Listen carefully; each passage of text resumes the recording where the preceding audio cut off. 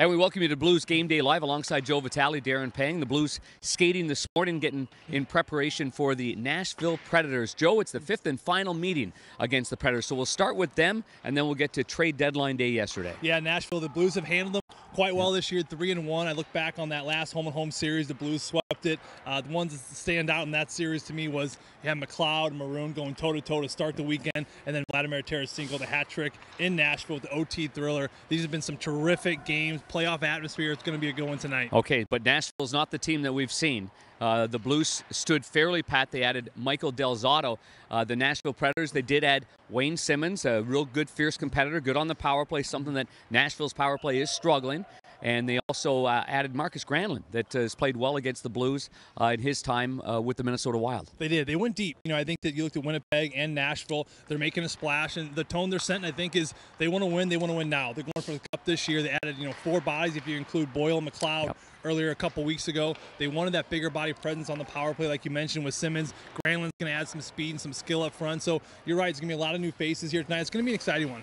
And this is the Blues' first game. Obviously, everybody waiting yesterday. The Blues had the day off after that gritty tie in Minnesota on Sunday afternoon or Sunday evening, and it was a gritty tie for sure. Let's go to the trade deadline day. A lot of teams made some moves. This is a moment where teams that are struggling or think they're right in it, and a lot of pressure on the organization and the city and expectations are real high, they make changes. Nashville made changes. The Winnipeg Jets made some changes, adding Hayes and Par Lindholm. And Vegas makes a big splash, getting, obviously, Mark Stone as well. Let's go to Doug Armstrong. He's sitting up in the stands right there. There's nothing now you can do other than recalls and hope that the guys that you've traded for at the deadline were unhealthy guys. And that would be Braden Shen, and we've seen him on the ice here, and David Perron. So although he stays quiet, chemistry's great. I think he made all his trades in the offseason, and it took a couple of months for this team to gel, and sometimes that's what happens. Michael Del Zotto will just be a depth guy for the blue line, but let's stay with the guys that we hope are healthy soon. With David Perron, you've been watching him. Looks pretty good out there, and Braden Shen went to get rechecked again. He just wants to make sure that he's going to be good for the stretch run. Yeah, you'd like to think that, Doug Armstrong's mindset heading into this was that he knows he's going to be getting those 2 players back here hopefully pretty soon, and those are the 2 forwards that can make a difference. I think that you looked at Doug Armstrong's approach to the deadline yesterday, and I think that that's something that speaks volumes to what he said earlier after the All-Star break. He said this team's going to dictate what I do at the deadline. I think they did. They came out, they went on that incredible run, and I think Doug Armstrong, held true to his word. This team's been playing terrific.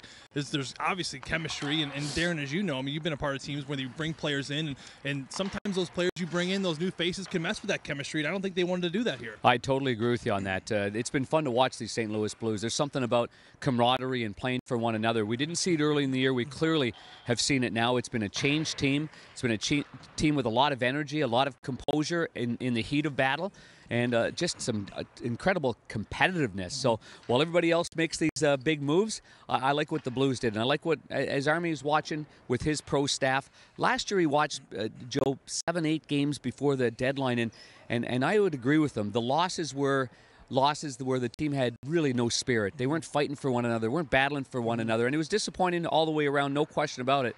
But he's got a good eye for that, and I think what he saw this time around was a group of players that are really, they're beating all the best teams. They're going on the road and beating the best teams. So even with a young goaltender like Jordan Binnington, who looks like he'll get the nod in goal tonight, he's at this end of the ice. So. Yeah, he is, and I think that you're right. I think that the mindset for this team and just the approach they've had to every single game. You look at that Minnesota game, a point they scratch and claw out of. The Boston game, they could have been out of that so many times. Goaltending's winning them games. We've seen special teams win them games at times.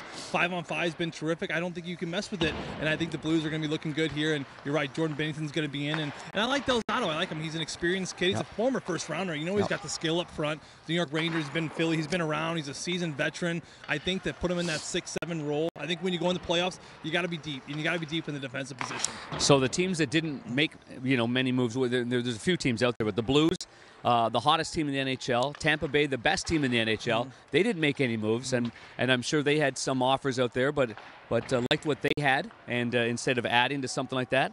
The Boston Bruins, they're probably right up there as the third hottest team. They made just one move. Marcus Johansson is the move that they ended up making. You've been on some teams that have made moves. You've been on some teams that haven't made moves. What's your thought when you're in that locker room and your GM says to you about 2 months ago, I'm doubling down on you guys. And then you turn it around as players and he sticks with that program and doesn't subtract anything, he makes sure that this group is going to stay together and give it a chance. Well, I've seen, every end of the spectrum. When I was in Arizona, we pretty much just sold the farm. We had no one. We had a minor league team one year because we were rebuilding.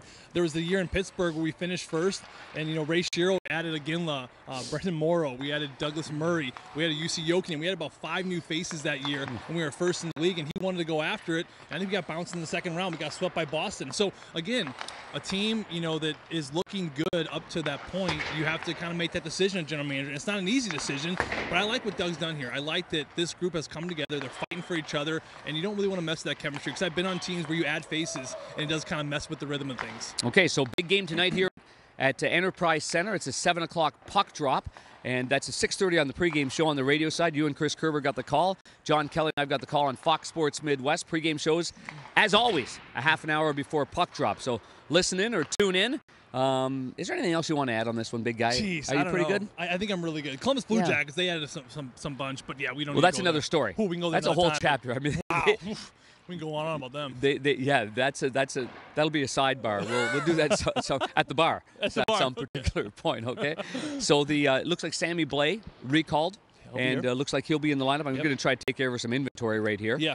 You sure you don't want to keep going with the Columbus Blue Jackets? No, I think the inventory is good. Let me see. I think that's about it then, big guy. We're good. Sammy Blais got that one move on the shootout. We know that already. God. That was a pretty move. Get Tuukka moving. We kept shooting on him, though. I mean, Yeah, exactly. Got to get him moving. Get him going side to side. And that's the tip for today. The pro tip from today from Joe Vitale. Yeah. Get him moving side to side. Like that's what we're going to do. Grande. Wasn't that her song, Side to Side? Get you moving side to side. Oh, boy. No? You remember that one? Absolutely. That was a couple weekends ago at the club. Yeah, you remember that? She was a huge Florida Panthers fan. She rode the Zamboni when she was about 9. Yeah. That was great. She was going side to side. Do you remember that? No, not at all. For Joe Vitale, I'm Darren Pang. Enjoy the game, everybody.